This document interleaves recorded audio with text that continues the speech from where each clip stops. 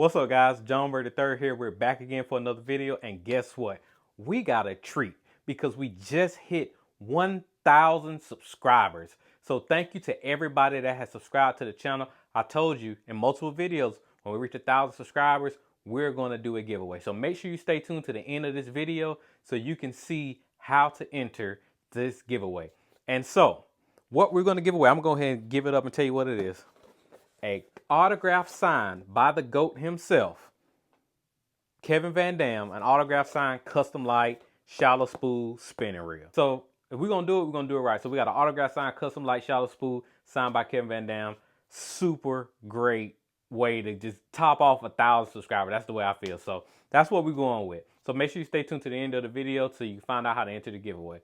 So today's video, we're gonna talk about a technique that I hold near and dear to my heart that really got me into bass fishing. So, but before we move forward, I want to make sure I mention this as well. Make sure you keep everybody in Florida that was affected by Hurricane Milton. Like, these storms that's coming through is crazy, and like it's ripping people's families apart, and they're just losing everything, and it's just not, it's just not a good thing. So make sure you keep everybody that has been affected by the last two major storms, keep them all in your prayers, because man, it's tough out here right now with all these storms. So keep them in your thoughts and prayers.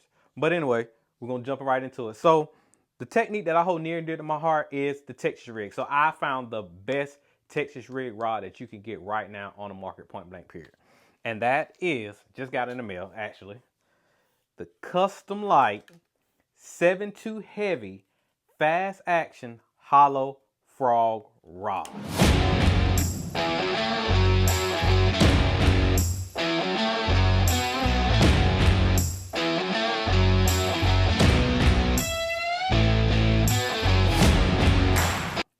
So you might be asking, why would you want a heavy power, fast action rod for throwing Texas rig? And we're going to talk more about the setup when it comes to Texas rig, as far as like the weight, the hook, the baits and stuff that I throw. And we're going to talk about that in a little bit. But so I have a rod over here in this corner that I'm not going to talk about, but it's a 7-foot medium heavy fast. It's a great rod. It was sensitive, but I felt like whenever I set the hook on the fish, especially depending on the cover, I felt like the fish was kind of dogging me. And so I wanted a rod that had plenty of backbone for when I set that hook, it would instantly turn that fish and pull them my way. And so that's why I've experimented with a bunch of different rods, and I still just felt like, man, this is not right. Until Luz came out with the hollow frog rod last year at iCast.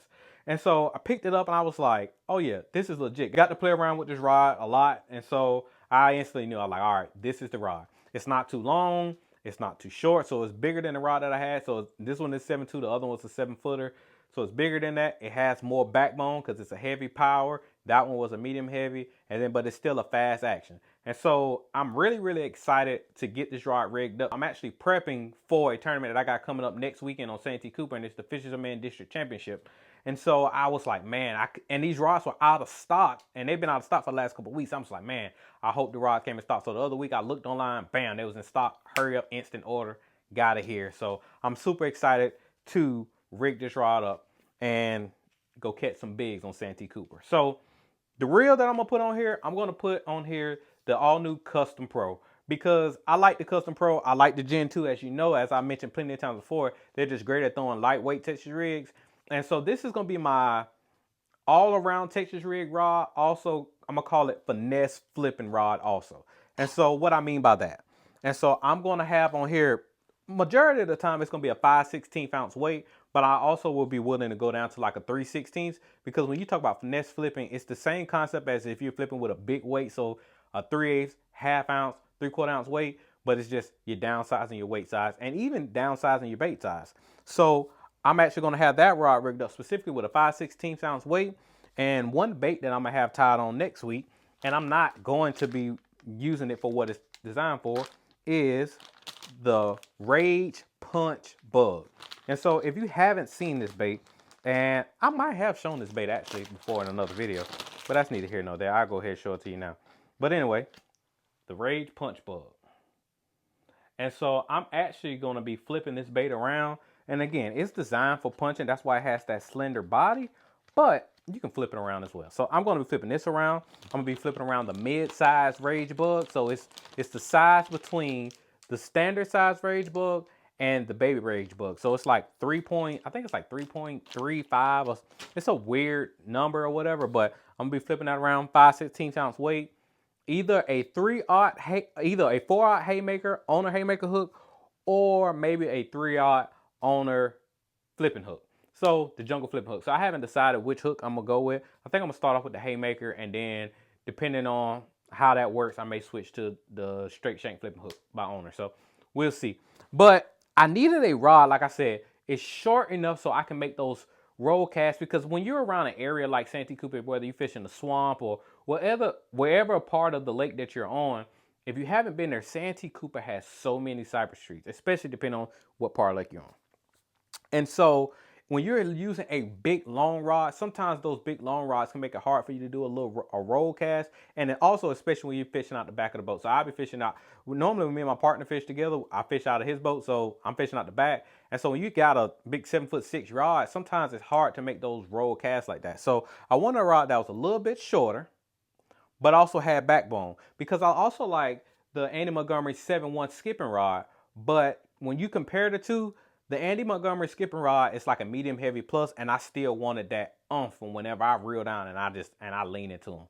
As a bunch of my coworkers say, give them the beans. So that's why I wanted the actual hollow frog rod. Again, it's short enough to make those roll casts. I can get into them tight places, making them tight pitches and stuff like that.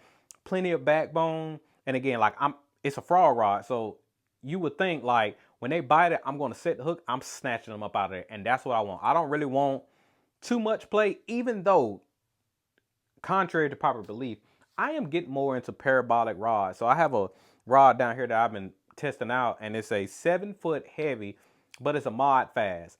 And for some odd reason, I'm starting to like those parabolic rods a little bit more. But for this technique, I want a rod that just goes straight into the backbone, and like they literally feel like Mike Tyson just hit him in the rib cage with them body shots, or Muhammad Ali with the straight. You know what I'm saying? Like that's what I want them to feel like. So that's why I picked this rod. And so if you haven't, I mentioned the custom light rods before, but a lot of the other custom rods that I have, actually all of them with an exception of one of my spinning rods, they're all the crankbait rods. So I don't use a lot of the other custom light rods because I got my SIG series rods dialed in, but it's a great series to actually use because these rods retail at $149.99 and they go up to $179.99.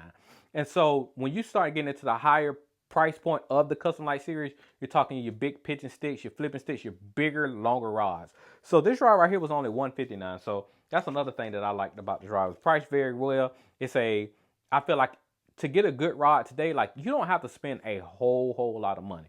And so $159, I think that's a great price point. This rod is super sensitive. As you can see right here, it has the exposed reel seat right there. And so that's one thing that I like about this rod because I love to feel the blank under my fingers. And then that is like, I think that for me, that improves sensitivity. And so I want to be able to feel that bite, right? Because sometimes when they have some reel seats where you only have able to put one finger there. So I like that you're able to put multiple fingers there. So I feel like, to me, you're able to get more sensitivity. And so this rod has an HM85 blank. What that means is high modulus 85. So what that means is this is just a different type of material that this blank is made out of, but it's super duper sensitive. So anytime you hear HM and then it has a number behind it, the higher the number is, the more high modulus or modules that you can say is in the rod, and it makes the rod more sensitive as well. That's just a high level answer that I can just give you. So it has the JDM inspired weave grips, the DryTech Ultra Pro weave, super comfortable. They're very, very similar. The pattern is almost identical to the Lew's Elite Series rods. So you're getting, again, a very high-end quality rod at a very affordable price. Actually, the same grip that's on here is on the Mop Jack as well. So if you haven't seen my video talking about the Mop Jack, that is also the same grip that is on the Custom Light. So again, with the Mop Jack, you're getting a higher end rod. And so when you're talking about feeling the bottom and being able to have those like pitching and flipping bites, you want to be able to feel as much as you can. So that's why it's always good to spend a little bit more on your flipping sticks, your jig rod, stuff like that. But also keep in mind that sometimes price point doesn't always equal highest sensitivity. So if you can find the best rod for the specific technique that you're looking for at a really great price, I say go that route, because you don't got to go out there and spend $500, $600, $700, $800. There's some rods out there that are priced ridiculous out there on the market. And I'm just like, in my mind, there is nothing that you can tell me about a rod that's at $400, $500, $600, $700, $800. There's nothing that you can tell me a rod priced that high that rod is going to be more sensitive than a rod like this that's $160.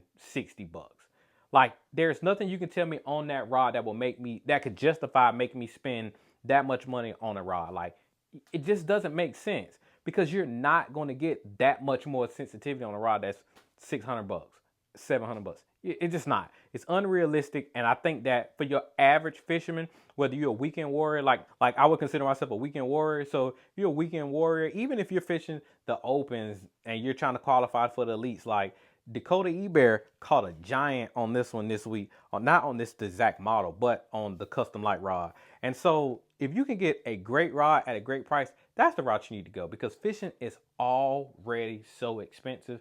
You want to be able to save as much as you can, but also get the best quality product that you can. So again, do your research. The Custom Light series is a great series that offers a lot of technique specific models at an affordable price. And like I said, I love the crankbait models, but I wanted a rod that I can get back to my roots of fishing. When I first got into bass fishing, I used to go to a little power plant lake around here. It's called Lake Monticello. And at Lake Monticello, you can actually fish. There's a part there where you walk through the woods, you fish from the bank, and we call it the stump hole, and it has a whole bunch of stumps out there, right? And so when I first got into bass fishing, the way I started catching them was on a Texas rig. And I would use like a 1/4 ounce weight, a Strike King Fat Baby finesse worm, and a Owner 4/0 offset wide gap worm hook. And that is what I would use. And I would catch them on that. And so I wanted a rod that could take me back to my roots so that I'm able to, you know, get out there, catch them, and do what I got to do. And so that's why I went with this rod. So if you're looking for one of the best Texas rig rods out there, make sure you check out the Custom Light rod series. But also keep in mind, if you want some serious backbone and you're fishing an area like Santee or any area or any lake that has big cypress trees, whether it be grass around it, whatever, and you need a rod that got some serious backbone, make sure you check out the Hollow Frog rod in the Custom Light series. Great rod to have in the lineup. So if you want to talk about the giveaway, this is how you got to enter. Leave a comment down below in the comment section what type of content that you want to see. What loose, rod, or reel do you want me to hear me do a review on? What bait that you want to hear me talk about from the Lose lineup. So leave a comment down below what type of content you want to see from this channel. And on the next video, I will pick a winner who's going to win this autograph signed Custom Light shallow spool signed by the GOAT himself, KVD. So with that being said, leave a comment down below. Just flood the comments. Give me a bunch of feedback, and we're going to pick the winner at the next video. I'm JB3. I got to get back to living the dream and packing for my tournament next week. I'll catch you later.